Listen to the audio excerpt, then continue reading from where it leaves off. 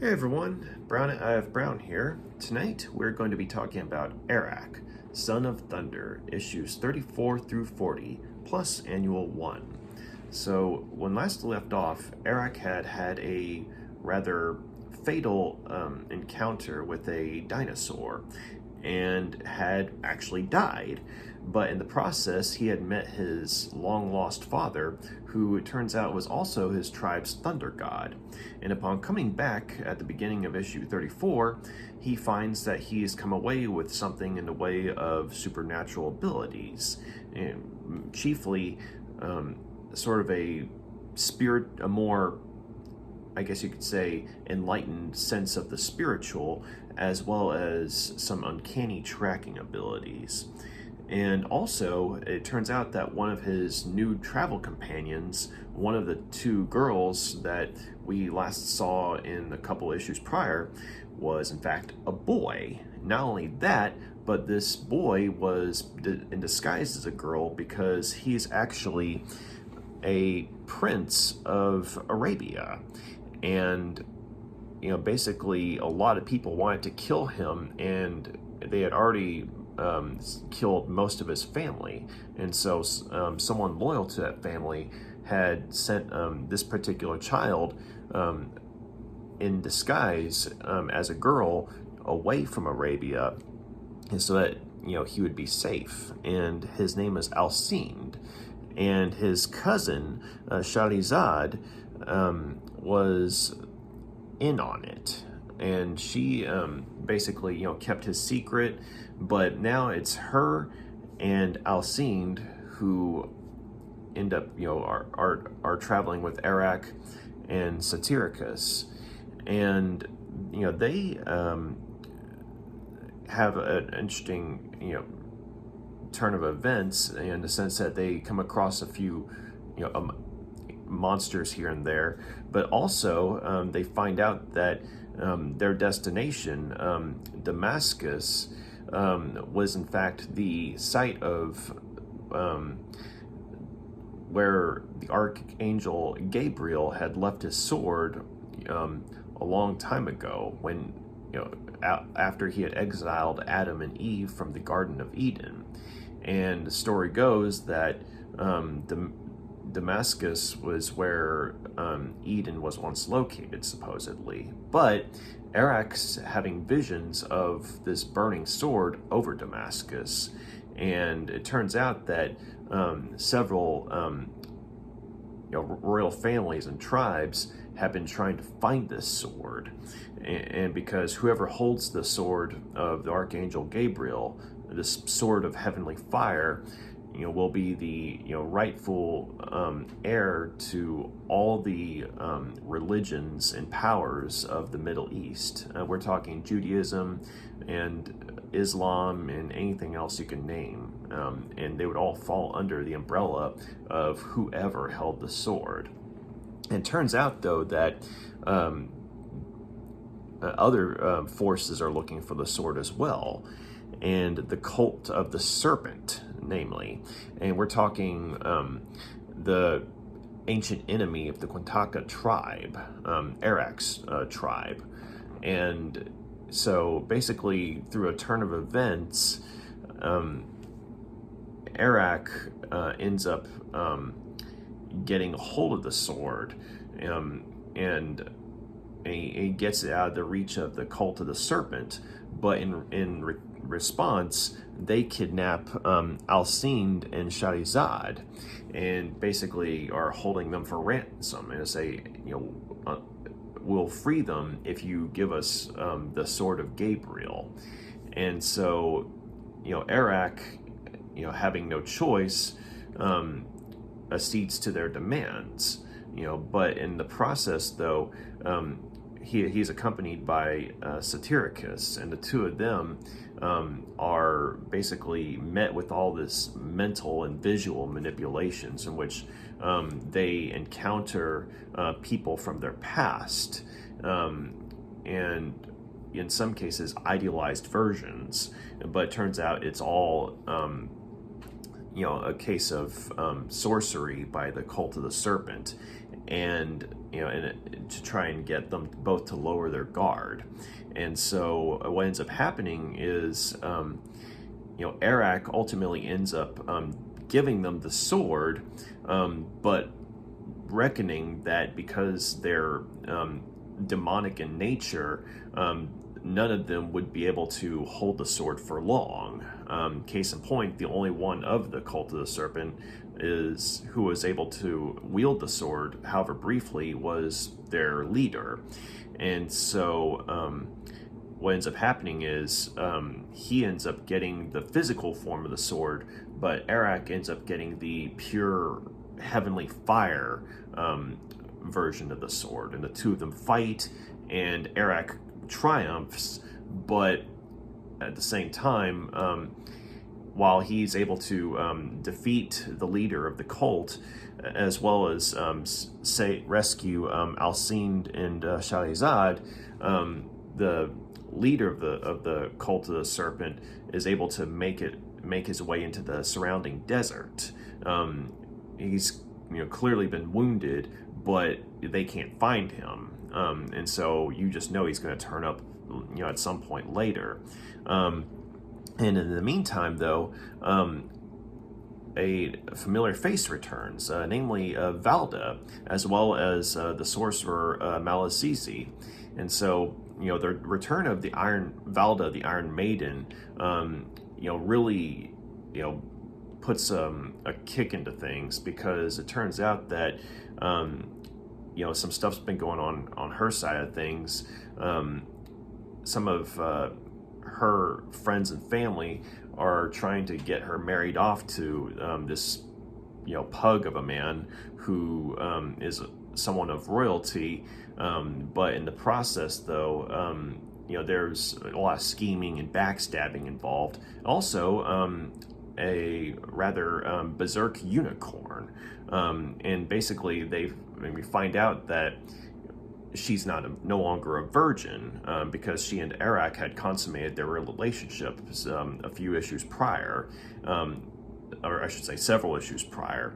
And so her thing was she's supposed to be like this virgin warrior, but because she's unable to tame this wild unicorn, basically they're saying, well, that's proof that she's no longer fit for knighthood, so we're going to marry her off to this royal guy.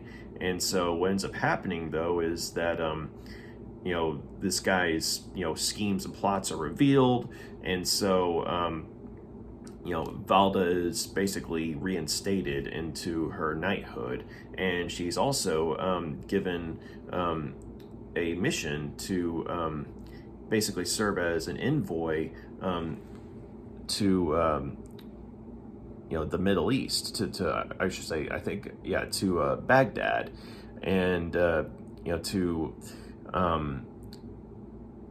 broker diplomatic relations for for her people, the king of, as well as the king of the Franks, and the ruler of Baghdad. And so it turns out that that's the general direction of where Arak and Satyricus were heading, last she heard. And so she's wanting to pursue this assignment, or this mission with all her capabilities. And Malazizi, the sorcerer, goes with her. But once they get there, it turns out that this sort of vizier had this advisor to the king of Baghdad, had in fact come across Arak, Satyricus, and Alcinde and Shahrazad in the desert after they had escaped from the Temple of the Serpent, and they had in fact taken them captive. And Alcinde is being held hostage because he's claiming that he knows how to he's claiming that he knows the secrets of alchemy and how to make gold, much like his one of his family members that was with him a few issues prior. and was unfortunately killed. But in fact, Alcinde is actually lying. He doesn't exactly know how to make gold, but he's trying to stall and create something that'll create some form of diversion so they can escape. And Arak is in fact being tortured, and Satyricus is being held with a sort of a menagerie of exotic animals. We're talking, creatures from other myths and folklore. And Shahrazad is actually in the ruler of Baghdad's harem, and it turns out that she's caught his eye, and they have, amongst other things in common, a love of chess.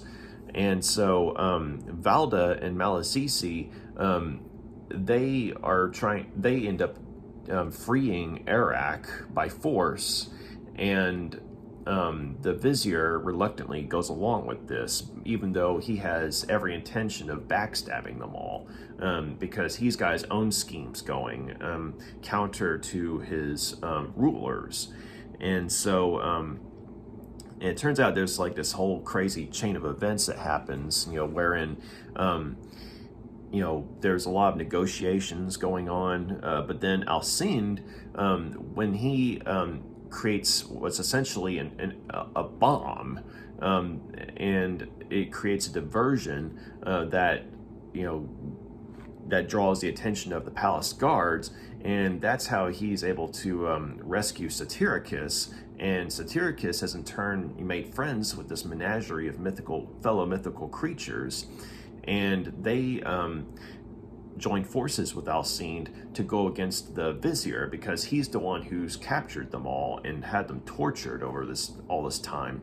And so they actually collide with Arak and Valda and Malasisi, and there's this sort of conflict of interests, because the mythological creatures are, they're dead set on killing the vizier and avenging themselves, but in the process, though, they're attacking anyone that's in their way, and unfortunately, Arak and Valda and Malasisi happen to be in the way, even though they have their own agenda going against the vizier. And so, unfortunately, all but one of the mythological creatures are killed. And in this case, the one surviving creature, other than Satyricus, is the basilisk, a bird who is reputed to have the ability to turn someone to stone with a glance. And this basilisk, in fact, does achieve revenge for itself, as well as its fellow creatures of the menagerie that have been killed off, and the vizier is turned to stone. And so, unfortunately, though, before he was turned to stone, he had mortally wounded Alcinde. And it turns out that Arak is able to do what the ruler of Baghdad's physicians weren't. He's able to tap into this elemental magic, if you will, that was an ability that was granted to him by his father, the thunder god, and he resurrects Alcinde. But Alcinde, the minute he wakes up and he sees the ruler of Baghdad, he tries to kill him, because as far as he knows, it was the ruling parties of Baghdad who had killed off his family. And so Alcinde is restrained, but Shahrazad, his cousin, and I guess you could say the latest the newly acquired love interest for the ruler of Baghdad, she pleads on their behalf, as in for the safety of Satyricus, Arak, Valda, and Malasisi, as well as Alcinde. She begs, for their lives and makes a deal with him, that they will play a game of chess, and if she wins, then he will free her and her companions. But if he wins, then, well, their lives are forfeit, with the possible exception of her. And so they play this game, this customized game, wherein Arak and his companions are living chess pieces, and the ruler of Baghdad has his own living chess pieces, palace personnel and soldiers who are loyal to him. And they play this game of chess, and it's a close call, but ultimately Shahrazad ends up winning. But but despite of that, Alcinde cannot let this opportunity to achieve his revenge for his family get away from him, and so he still tries to kill the ruler of Baghdad. But his own cousin Shahrazad talks him down, and she basically says, if there's no other way that you're going to see reason, then I have no choice. And so she turns to the ruler, and in front of everyone, she reminds him of a conversation that they had while they were playing chess. And basically, the ruler of Baghdad had made an offer to her that for her to be his new wife. And she made that much of an impression on him. And so she says that if along with the terms of her winning the game of chess, he'll grant them he will grant her companions safe passage out of his realm, then she will willingly be his bride. And so Alcinde, needless to say, is not too thrilled with this, but, well, he can't go against it, the rule of Baghdad now, because now his cousin, his family, has bound herself to the guy that was originally wanting to kill. And so he reluctantly backs down, but after he says his goodbyes to her, he asks Arak if he can accompany him and his companions on whatever journey that they're going to next. And so, Arak and Valda, Malazizi, Satyricus now have a new traveling companion, Alcinde. And so, we get to see what happens next in the next and final arc of the series coming up. And so this was, I thought that this particular arc, it wasn't a bad arc, but it was starting to get to a point where things weren't as good as they normally would be with the series.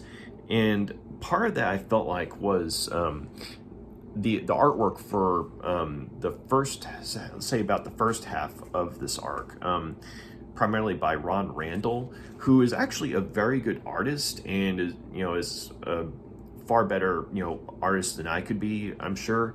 It's just that a lot of his artwork tended to look rather plain and mundane.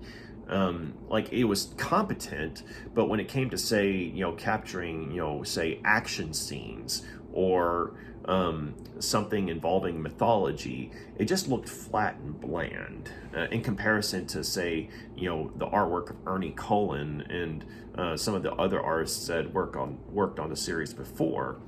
And so that was one of the things that kind of rubbed me wrong about this particular arc. It's just that for the first half of these issues, as in issues 34 through 40 plus the annual, and like say the first half, the artwork's nothing to really write home about. It's just kind of drab and there. Like, it's not bad. It's just unlike the artwork that had come beforehand, there really wasn't anything that knocked my socks off. And so also, I think some of the plot development was a little bit rushed. First and foremost, in my opinion at least, was Arak's newly acquired supernatural abilities that were granted to him by his father, his tribe's thunder god. And this is actually a rather interesting development, and it does make for some instances wherein Arak reluctantly uses these abilities as opposed to, say, using them on a regular basis. But at the same time, though, the way that they're introduced, it just comes out of left field. Like, that they were given to him by his father, so you at least know where they came from. But the way they're used, it just sort of boom, boom, boom, boom, rushed. And, I think that it would have been better if, the writers, Roy and Dan Thomas, had say, just, a whole issue, worth of Arak and his companions, say, learning about his new abilities, and Arak himself training with them. And, that way, at the very least, his competence with these newfound abilities would be that much easier to swallow. And stuff like this has been done before, wherein, say, only one issue has passed in the real world, in our world, but within the setting of a comic book, the creative team makes it clear that months have passed or weeks have passed, and a character's learning about, say, harnessing and training their new abilities. And it kind of goes back to Arak's own book. There was that point where Arak was enthralled to a supernatural force, like a tribe of, I believe it was it was an Amazonian tribe. That's what it was. And when he went in to their domain, he had his mohawk, but within the span of a single issue, his hair grew back to how it was originally, and that was, the creative team's way of showing that time had passed. So they could have done something similar, except in the sense of conveying his harnessing and training of his newfound abilities, as opposed to, say, him just instantly knowing how to use them. I mean, I understand that, because he's his father's son, there's some innate capability of using those abilities already built in, but at the same time, for the sake of us readers, I think it would have helped to just show him learning about these abilities and training, so that way, when he does use them, it makes sense that he's able to use them as well as he does. And I think one of the other problems was that, I mean, as I said, certain things were rushed, and that kind of falls into what I'm talking about right now, or what I'm talking about falls into that. But there are certain plot threads, like the sword of the Archangel Gabriel, and the search for that.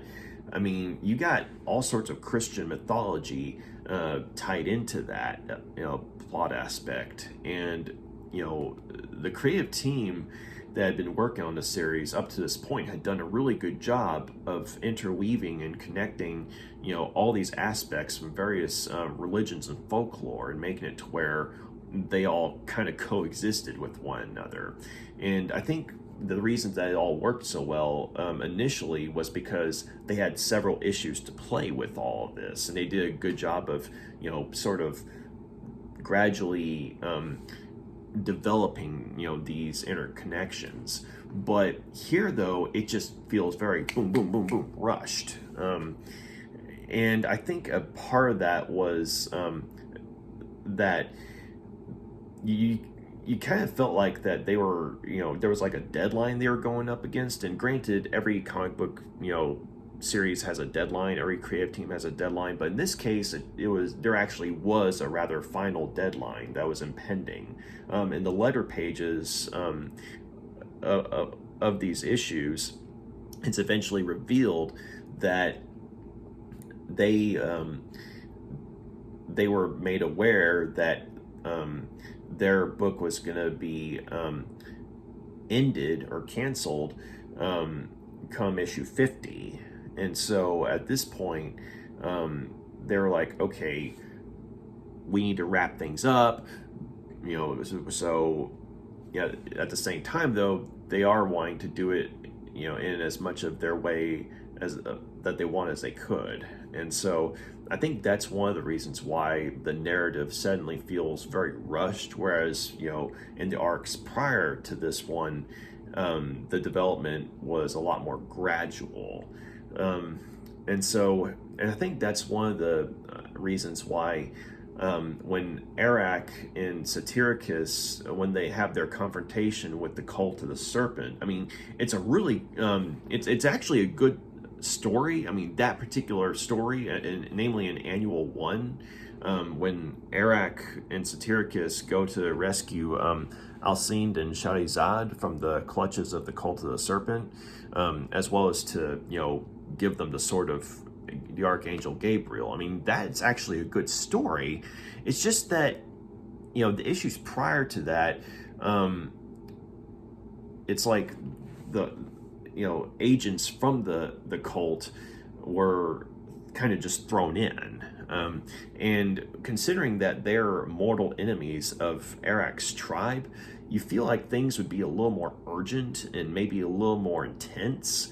But because of how rushed things are, it's like, the urgency just doesn't really seem to be there. Certain plot aspects that certain plot elements that transpire during all this, are very neat. But with the exception of Annual 1, nothing really feels like it comes together. And so I guess it's like you have this buildup that's sort of just meh, but then the climax is actually pretty cool. And so that the cult of the serpent isn't completely done with Arak, even though they've been set back. But I guess I was wanting to see more of them, and I'm guessing in the final arc of the series we are going to see more of them. I'm hoping. But here though, it's just like they suddenly popped up, and it was just kind of rushed. I did like how Arak and Satyricus were both having to grapple with some of their past choices, courtesy of the cult of the serpent manipulating them with visual manifestations of some of their dearly departed loved ones. I like that, seeing both Arak and Satyricus being put through the ringer. But this kind of goes back to the whole, the climax of this part was good. It's just that the buildup was just sort of bland and rushed.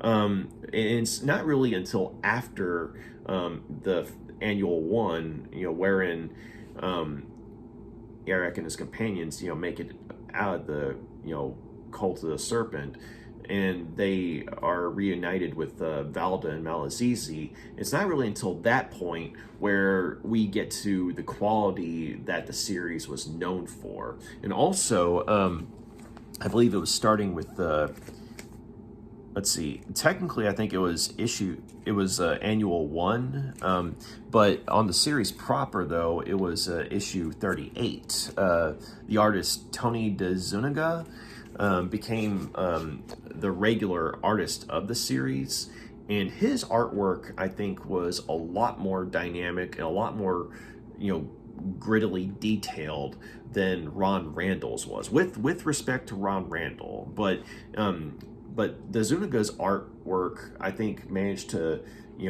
recapture that distinctive gritty yet fantastically detailed art that the series was known for prior to Ron Randall being the artist on the series. And I think that's one of the reasons why the final few issues of this particular arc really kick into high gear, at least in my opinion, because there's so much more to look at. There's like you feel like you're in a mythological world again, as opposed to say just a flat, competent world at best.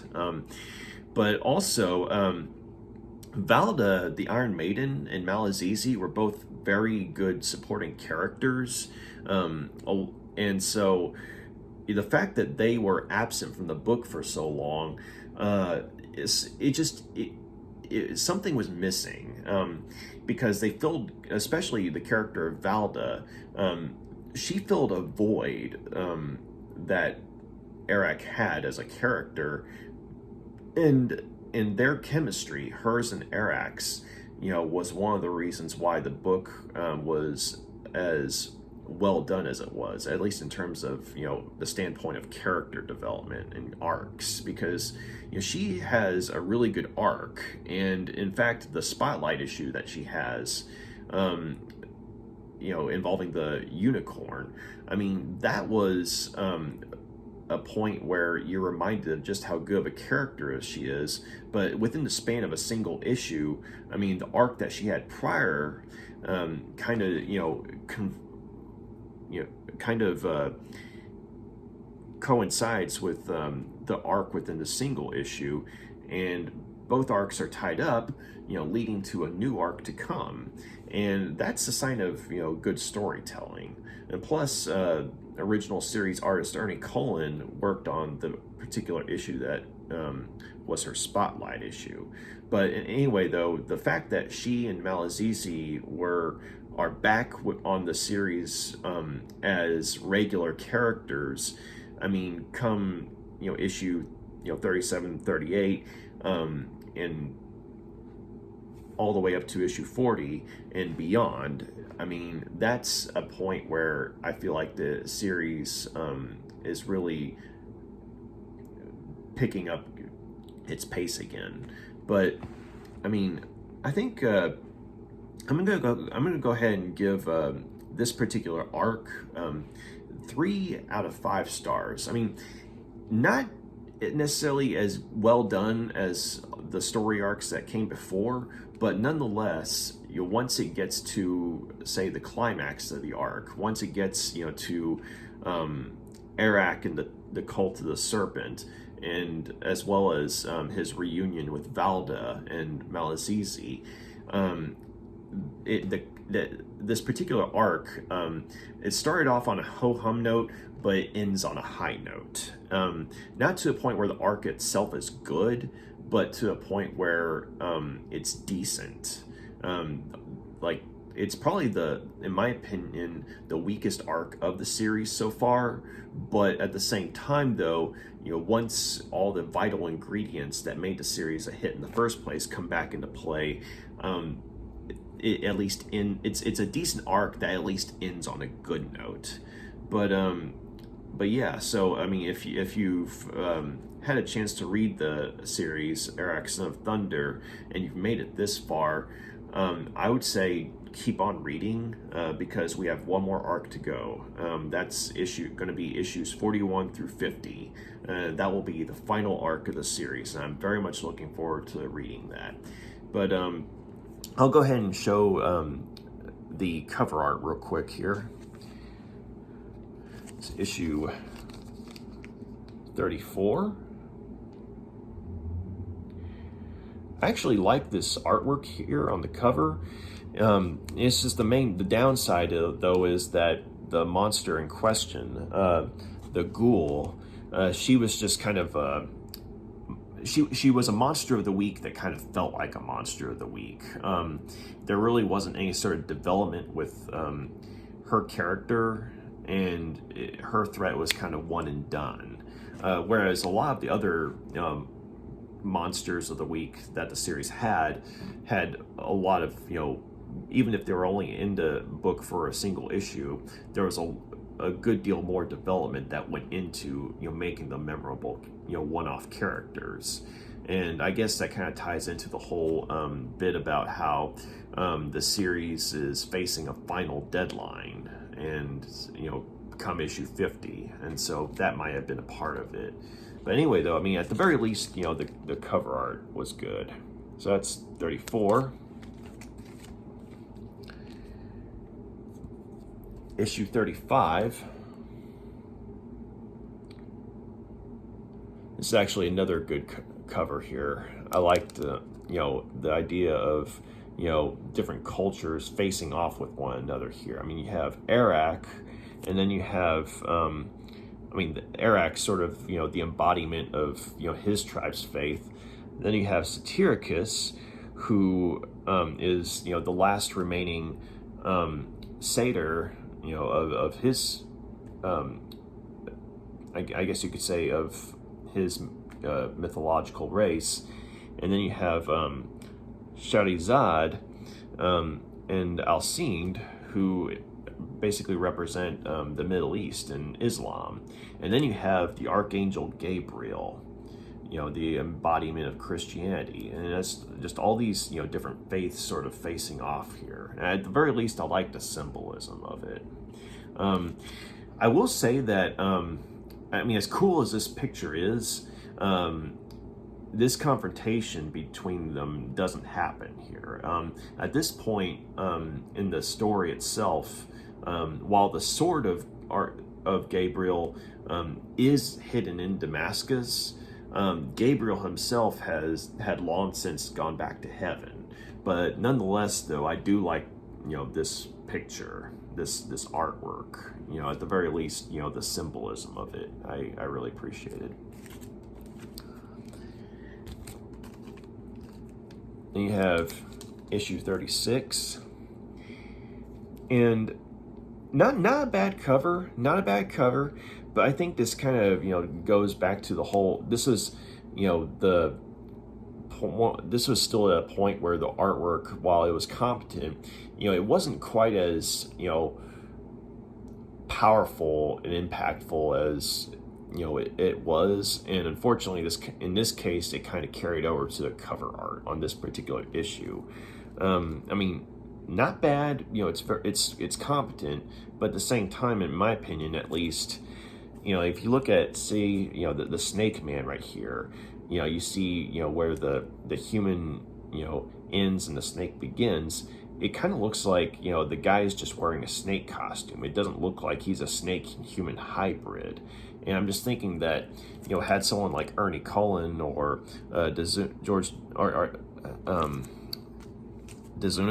had done it, Tony Dezuniga, I think the artwork would have been a lot more fluid and organic here. But anyway, yeah. So yeah, that's 36, and that's Shahrazad without her mask, and that's Arak, wielding the sword of Gabriel. And so then we get issue 37, the spotlight issue on Valda, the Iron Maiden, and sort of like what she'd been up to since last we saw her, as well as how she's weaved back into the story proper. And there's the Berserk unicorn right there. And so this issue was illustrated by Ernie Cullen, and he was the co-creator of the series and the original series artist. And I enjoyed this issue. I think that, writers Roy and Dan Thomas, they clearly loved writing, the character of Valda, as well as, all the political intrigue of the royal court that she's serving. But also, I enjoyed seeing Ernie Cullen doing artwork on the series again, but also, having him do it, with, I guess, him by himself, so to speak, like doing the pencils and inks. And because, when someone else was inking him, the series had a look that was more along the lines of Tony Dezuniga.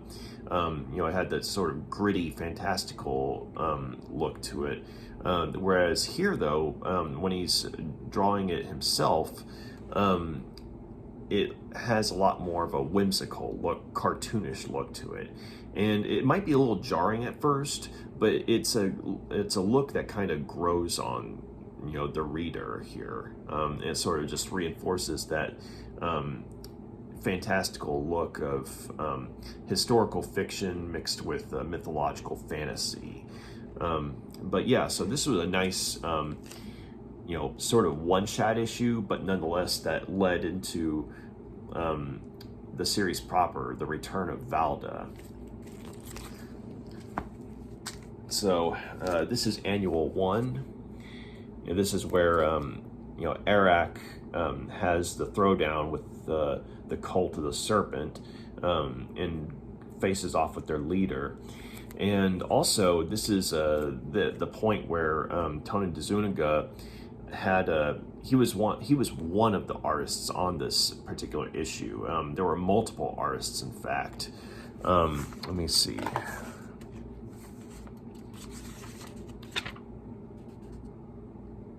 Yeah, there were there were quite a few artists here.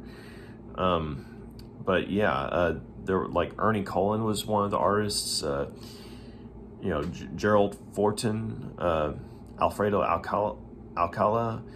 Um, Adrian Gonzalez, a whole bunch of people. So yeah, this particular issue, this particular annual, that they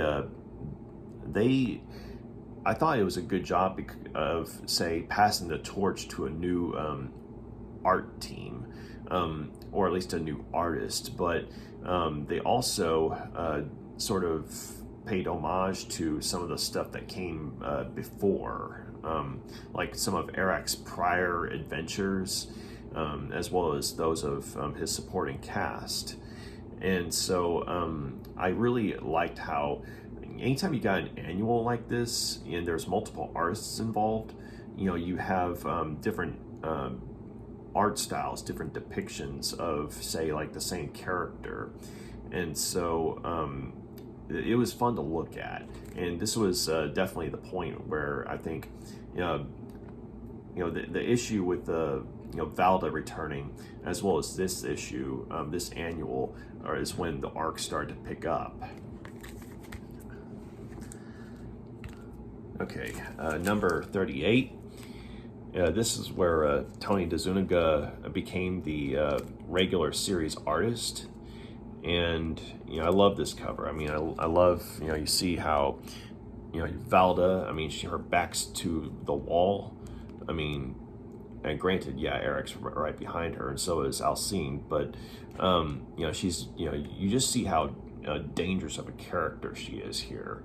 And, it's just this gritty, realism, in this sort of fantastical setting. It's a look that's been missing from the series for quite some time now, in my opinion.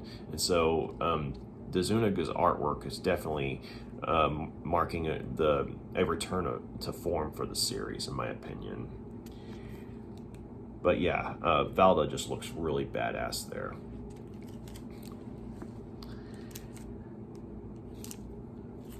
And then this is issue 39. Arak's back in action, back to back with Valda, and they're going up against like a, sort of whole horde of enemies. You got the beasts of Neverwhere, that mythological menagerie, and then you have the palace guard, and so it's like a free-for-all here, which is basically what goes on in this issue. And I will say that I really do wish that they'd been able to work something out with the creatures, the mythological creatures, because their stories were rather tragic, and unfortunately, like I said when I was talking about the storyline, all but say one of them end up getting killed. And it's understandable how it happens, but I kind of felt sorry for the guys, because of the torture they'd gone through. And so at the very least, even though only one of them survives, he's the one who's able to get revenge on their behalf by turning the cruel vizier to stone.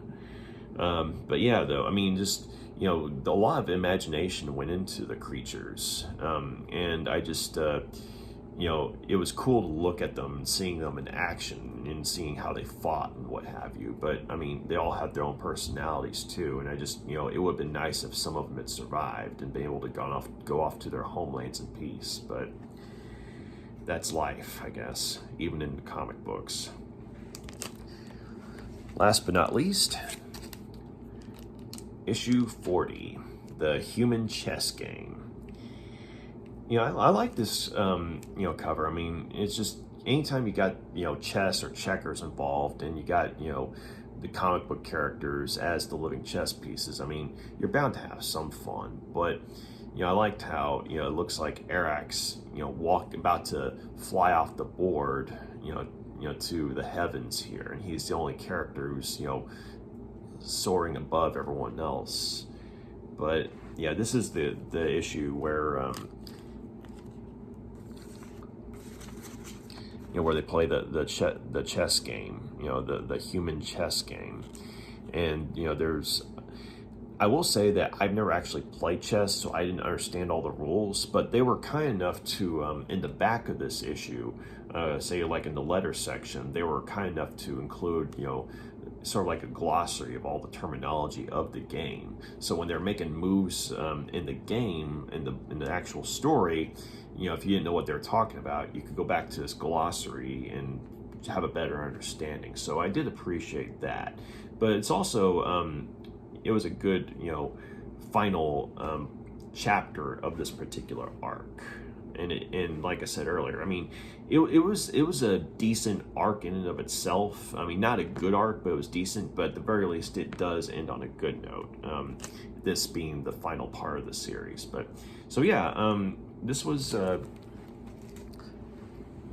not as good as the stories that came before, but nonetheless, I mean, it continues the story of Arak at a solid enough pace to where at this point I'm still invested and I still want to see how the story ends. And with the final arc of the series being issues 41 through 50, that's going to be soon in coming. So thank you for taking the time to check out my review. You got any questions, comments, please drop a line, let me know. And if you like what you see here, please like and subscribe. Y'all have a good night. Bye.